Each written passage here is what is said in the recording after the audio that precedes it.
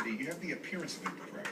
And when you've got a situation where the community already mistrusts the process, if you're really talking about trying to inspire confidence in the process, then you've got to get to the point where you say, look, we're not even going to have the appearance of impropriety. Bring somebody in from the outside and have a special prosecutor. Bring someone in from the outside that has no particular influence, no community ties, nothing like that. Let that be their only job, so that the fact of the matter is that they can do it unencumbered and no one is going to Would get that have made a difference here, you think?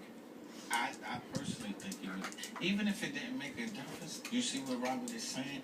It shows the impropriety automatically when you have the prosecutor investigating the police that they work with every single day. I think it would make a difference. Prosecution in grand juries is all about context, setting the scene, setting the table, and moving forward.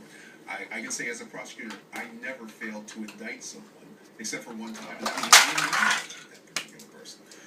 So the fact of the matter is, you can do what you need to do if you want to do What happened? And obviously he made a decision. They made a decision about how to handle this. And we heard from the prosecutor tonight that he was very vocal about the problems he had faced, the challenges he's faced, the threats that both he and the police officer, Darren Wilson, say he has endured.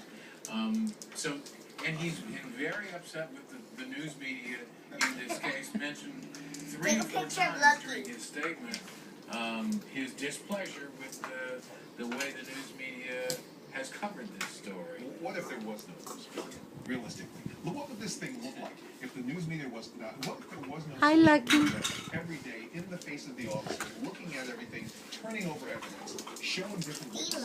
I'm reminded of this one scene where it broke, where you saw the gentleman standing there, construction workers, and in an excited utterance, they say, he had his hands up.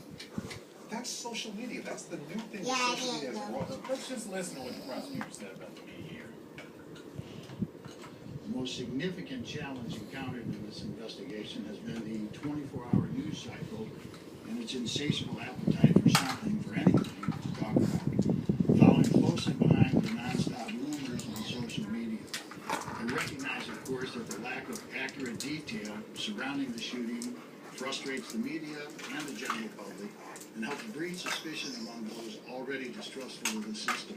Jamila Lemieux is a senior editor at Ebony, and Jamila, the most significant challenge faced in this investigation, the media, and social media, apparently. You know, that's unbelievable. It wasn't any of our colleagues that put 10 shots in the body of an unarmed 18-year-old.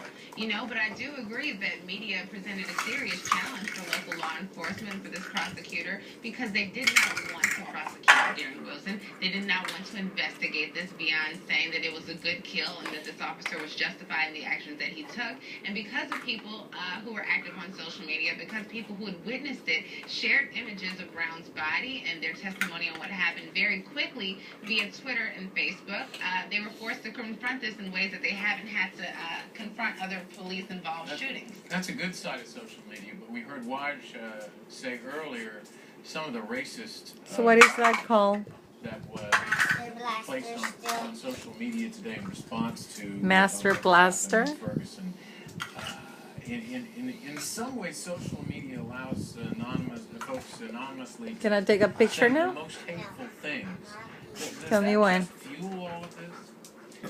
There's nothing more hateful than killing an unarmed teenager. There's nothing more hateful than making the people of a community who pay taxes, who go to work, or who are looking for work feel like they're being lorded over, presided over by a police officer who is there to serve and protect them. So I think that most of us are able to Stand right